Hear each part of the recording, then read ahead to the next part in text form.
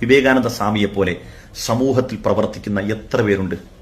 എന്നാൽ ഇതേ സന്യാസിമാരിൽ ഇന്ന് നിലവിലുള്ള എത്ര മനുഷ്യന്മാർ അവർ ഭരിക്കുന്ന നാട്ടിൽ പോലും അവരുടെ ഒരു ആഘോഷവുമായി ബന്ധപ്പെട്ട് ജനങ്ങൾ പോകുമ്പോൾ മറ്റുള്ള ആരാധനാലയങ്ങൾ ടാർപ്പാളിട്ട് മൂടുകയാണ്.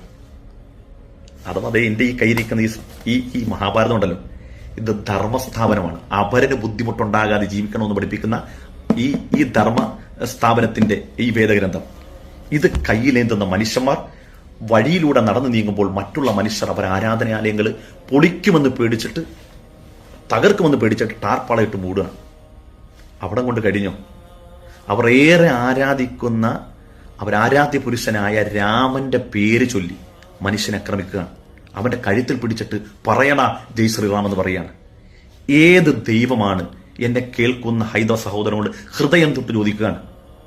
ഈ ലോകത്ത് ഏത് തെമ്മാടിയാണെങ്കിലും ഒരു മനുഷ്യന്റെ കഴുത്തിൽ പിടിച്ചിട്ട് പറയണ അല്ലാഹു അക്ബർ എന്ന് പറഞ്ഞാൽ ഏത് ദൈവമാണോ പ്രസാദിക്കുന്നത്? ഏത് ദൈവത്തിനാണ് ചാഞ്ചല്യം ഉണ്ടാകുന്നത്? ഒരിക്കലും അത് ധർമ്മമല്ല, അതൊരിക്കലും നന്മയുമല്ല, ഒരു മതം പഠിപ്പിക്കുന്ന സംഗതിയുമല്ല.